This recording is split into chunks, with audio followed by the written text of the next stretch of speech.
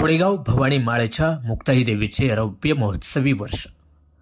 आंबेगाव तालुक्यातील घोडेगाव येथील नवसाला पावणारी श्री मुक्ताई देवी नवरात्रोत्सवाचे 2025 हे 25वे रौप्य महोत्सवी वर्ष असून सकाळ रात्री आरती, भजन, महिलांची सामूहिक आरती, तरुणाईचा प्रचंड उत्साह आणि उपस्थितीसह रसदांडिया, पंचक्रोशीतील शेकडो भाविकांची मोठी गर्दी ही या मंडळाची वैशिष्ट्ये आहेत. देवीच्या प्रतिष्ठापनेचे मानकरी माधवी रामशेठ करपे, सुप्रिया आकाश शेटे, संध्या सुमित शेटे, आशिष कुदळे, छाया हितेश शेटे, सुळे बंधू हे होते. प्रमुख उपस्थिती प्राध्यापिका सुरेखाताई निघोट, शिवसेना जिल्हा समन्वयक, संपर्क प्रमुख, स्वाभिमानी मराठा महासंघ पश्चिम महाराष्ट्र. प्राचार्य अनिल निघोट, जिल्हा प्रमुख, आंतरराष्ट्रीय स्वाभिमानी मराठा महासंघ. अमोल काळे, ग्रामपंचायत सदस्य घोडेगाव. खंडू शेटे, विठ्ठल शेटे, संतोष घोडेकर, मनीषा शेटे, शोभा घोडेकर, सारिका शेटे, सविता लोहकरे, राजेश मंदावार, संतोष झोडगे व मंडळाच्या कार्यकर्त्यांनी उत्तम नियोजन व व्यवस्था केली आहे. यावेळी प्राध्यापिका सुरेखाताई निघोट यांनी मुक्ताई देवीकडे सर्व भाविक भक्तांना उदंड आयुष्य व उत्तम आरोग्य मिळावे अशी प्रार्थना करून मंडळास शुभेच्छा दिल्या. आणि आमच्या एकदम सामान्य लोकांची सुद्धा आठवण या लोकांना असते आणि आम्हाला बोलवलं जातं. त्यासाठी प्रथमतः या मंडळाचे सभासद तुम्ही सर्व माता भगिनींचं आणि ग्रामस्थांचं आभार मानते. ह्या नवरात्रोत्सवाचं हे 25वं वर्ष म्हणजे रौप्य महोत्सवी वर्ष साजरं करत असताना पाऊस चालू आहे तरी सर्व माता भगिनी आणि आमचे पुरुष वर्ग तुम्ही सर्व उपस्थित आहात. आज ज्या अश्विन शुद्ध प्रतिपदा पहिला दिवस आणि आजचं हे देवीचं पहिलं शैलपुत्रीचं रूप आणि पहिला रंग हा पांढरा रंग. पांढरा रंग म्हणजे स्वच्छता, निरागसता, खरेपणा आणि सात्विकतेचं प्रतीक आहे आणि हे सर्व तुमच्या सर्वांच्या चेहऱ्यावर झळकतंय. आज आकाशाचा रंग पांढरा आहे, शिक्षक आहे, खडूचा रंग पांढरा आहे, ज्ञानाचं कार्याचं पांढऱ्या खडूने केलं जातं. आज आपण रांगोळीत रंग भरतो आणि ती आकर्षक बनवली जाते, परंतु ती रांगोळी जोडण्याचं किंवा ठिपके देण्याचं काम प्रथमतः पांढऱ्या रांगोळीने केलं जातं. आणि हा असा पांढरा रंग सात्विकतेचा रंग, खरेपणाचा रंग, निर्दोषपणाचा रंग हा पहिला रंग आज आपल्या मातेचा आहे.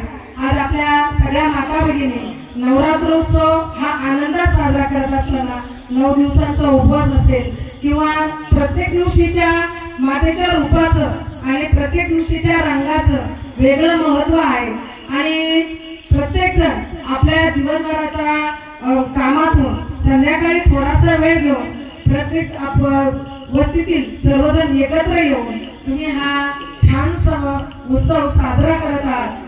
आज मी आपल्या देवीच्या चरणी एवढीच प्रार्थना करते की हे माते ह्या आमच्या भगिनी भावांना उदंड असं आणि निरोगी आयुष्य लाभो, सदा सर्वदा यांच्या संपदा लाभो.